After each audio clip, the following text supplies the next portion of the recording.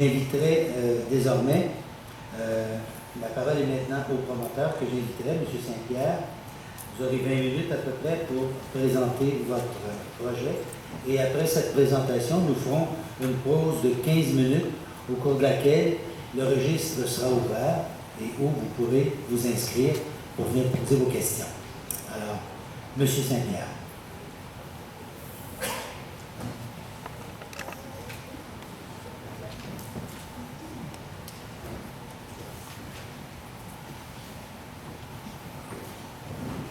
Un petit enjeu technique. On va essayer de régler ça. On vous répond.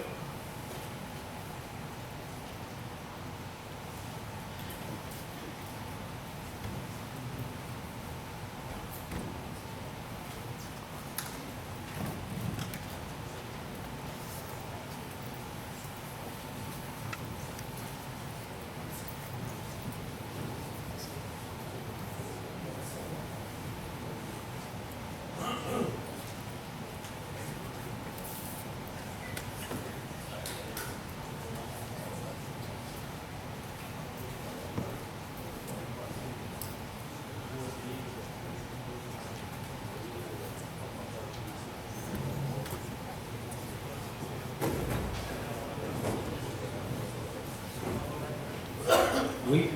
Est-ce qu'un technicien pourrait venir voir si le problème est là-bas?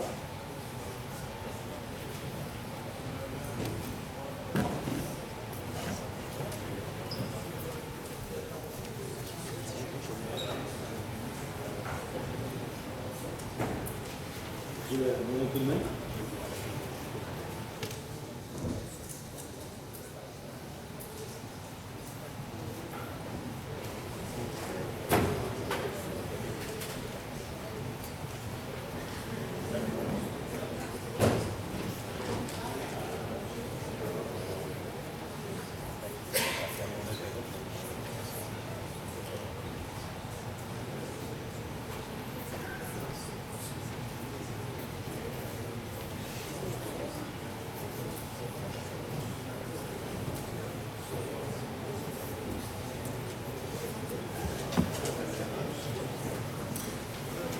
Alors, on est prêt, Monsieur le Président. Merci, Monsieur le Président, commissaire.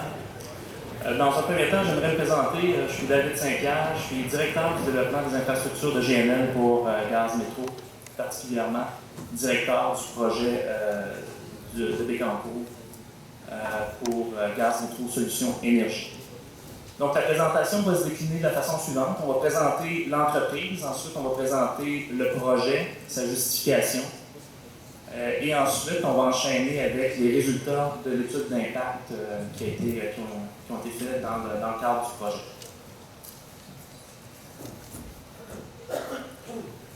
Donc, Gaz Métro est bien connu. On est le plus grand distributeur, le principal distributeur de gaz naturel au Québec. On est aussi présent au Vermont.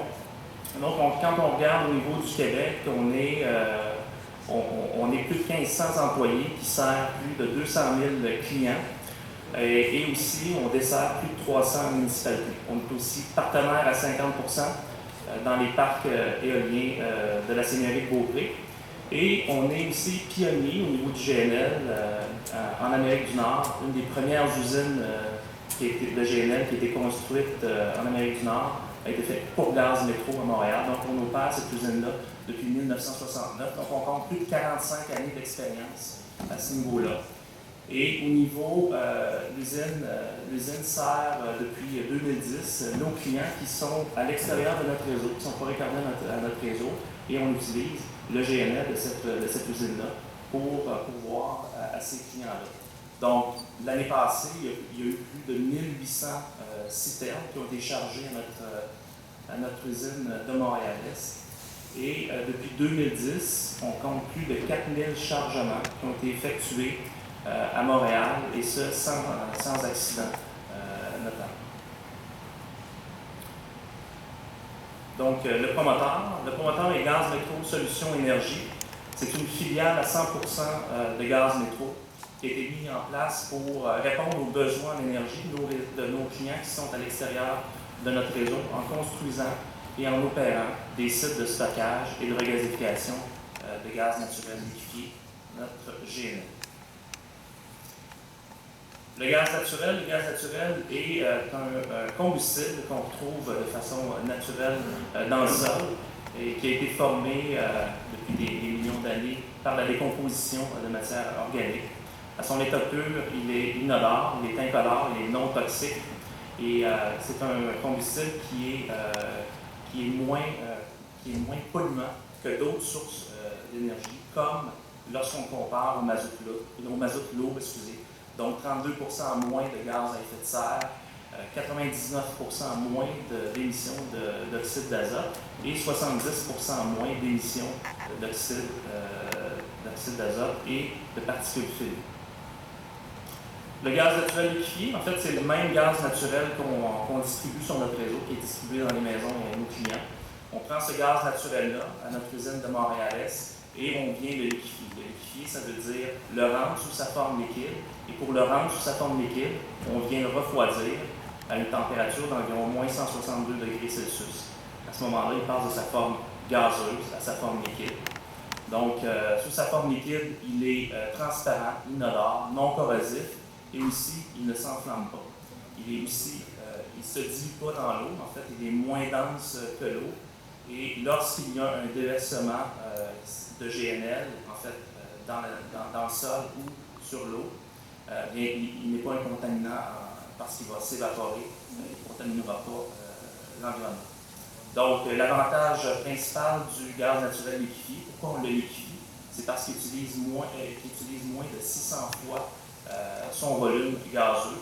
Donc, un très grand avantage pour transporter une grande source d'énergie. Le projet, en fait, le projet est assez simple, c'est ce que vous voyez présentement à l'écran, une simulation 3D. On va aller un petit peu plus en détail dans la présentation pour vous présenter les infrastructures en tant que telles. Donc, le projet se veut une solution flexible pour un besoin précis, des besoins précis pour Hydro-Québec. Hydro-Québec qui a un déficit en puissance en période de pointe hivernale. Donc, ce projet-là vise vraiment à pourvoir ce besoin-là. Et on vise à utiliser la centrale de TCE pour être capable de combler le besoin en pointe hivernale. Et ce qu'on vise, c'est de construire des installations de stockage et de regasification pour pouvoir fournir le gaz naturel à la centrale. Ça va permettre de garantir un approvisionnement gazier à l'abri de la volatilité des marchés au niveau du gaz naturel. Et c'est une solution qui vient garantir vraiment la disponibilité du gaz naturel pour être capable d'opérer en tout temps en période de pointe. C'est une opération qui va être effectuée pour environ 100 heures par année. C'est aussi une solution qui vient répondre à certaines préoccupations que la Régie avait exprimées dans ses dernières décisions, où la Régie demandait à Hydro-Québec comment elle pouvait faire pour mettre à profit la centrale qui n'est pas utilisée, pour être capable de répondre à ces besoins de pointe-là et faire en sorte que Hydro-Québec utilise une installation qui est disponible au Québec, en lieu et place d'aller sur des marchés secondaires pour aller s'approvisionner au niveau de la puissance. Première chose qu'on a fait au niveau du projet, c'est vraiment de choisir un site. La priorité, c'était de choisir un site qui était près de la centrale de TCE. On voulait s'assurer d'avoir le moins d'impact environnemental dans ce projet-là. Et on a choisi un terrain qui est juste au sud, donc voisin, et qui a servi lors de la construction de la centrale. Il servait comme un endroit d'entreposage pour les matériaux et aussi pour le stationnement des travailleurs. Donc, comme vous pouvez le voir dans la photo ici, qui est sur l'écran, c'est un terrain qui a été préparé à plus de 75% de sa superficie. Il faut mentionner aussi que le terrain se situe à plus de... En fait, la première résidence se situe à plus d'1,3 km. Donc, ça vient réduire les nuisances vraiment au niveau des citoyens, en ayant cette industrie-là directement dans le parc industriel à une telle distance.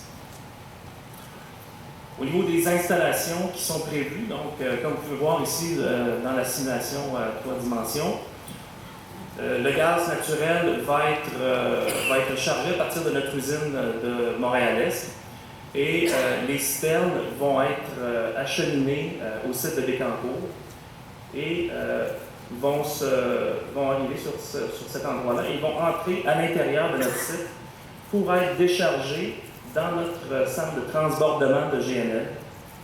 Ensuite, le GNL va être acheminé à l'intérieur du réservoir de GNL. C'est un réservoir à intégrité totale. Donc, dans l'étude d'impact, on avait quelques possibilités, on avait encore des choix à faire. L'ingénierie préliminaire a fait en sorte qu'on a choisi cette technologie-là parce que c'est la technologie la plus sécuritaire pour stocker du gaz naturel liquéfié. Je vais expliquer un peu le réservoir un peu plus tard dans la présentation. Le gaz liquéfié va être acheminé vers les unités de vaporisation. Et à ce moment-là, le gaz naturel va reprendre sa forme gazeuse. Donc, il va passer d'un état de moins 162 degrés Celsius à une température d'environ 5 à 10 degrés Celsius pour être acheminé directement vers la centrale de TCE.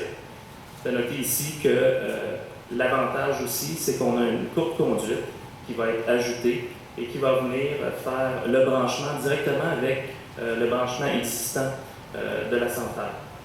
Donc, je porterai votre attention aussi au niveau du point 10. Donc, le point 10, c'est quoi? C'est une fosse de rétention et cette fosse de rétention-là, dans le cas très peu probable où il y aurait une fuite de GNL, va servir à conserver, dans le fond, garder le GNL. Le GNL va être acheminé vers cette fosse déportée-là et va permettre de garder les risques ou les conséquences à l'intérieur des limites du terrain.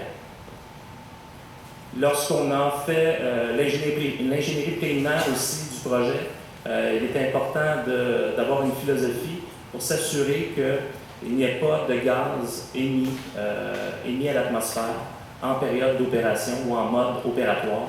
Ce qu'il faut comprendre, c'est que le GNL est conservé à l'intérieur du réservoir ici.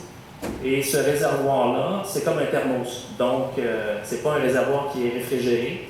Il y a des entrées de chaleur et le GNL va s'évaporer à un faible taux à l'intérieur de ce réservoir-là. Et le gaz naturel va être repris du réservoir et va être acheminé sur le réseau de distribution du parc industriel de Bécancour à l'aide d'un compresseur qui est situé au point 8 présentement. Il faut noter aussi que le site va être opéré localement, donc il va y avoir une surveillance 24 heures sur 24 pendant 365 jours de ce site-là.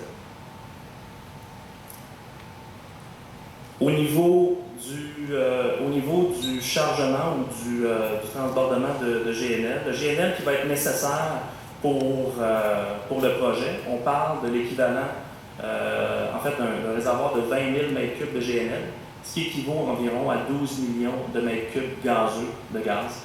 Et les citernes qui vont être utilisées vont acheminer ce GNL-là à partir de notre usine de Montréal jusqu'au site de Bécancour.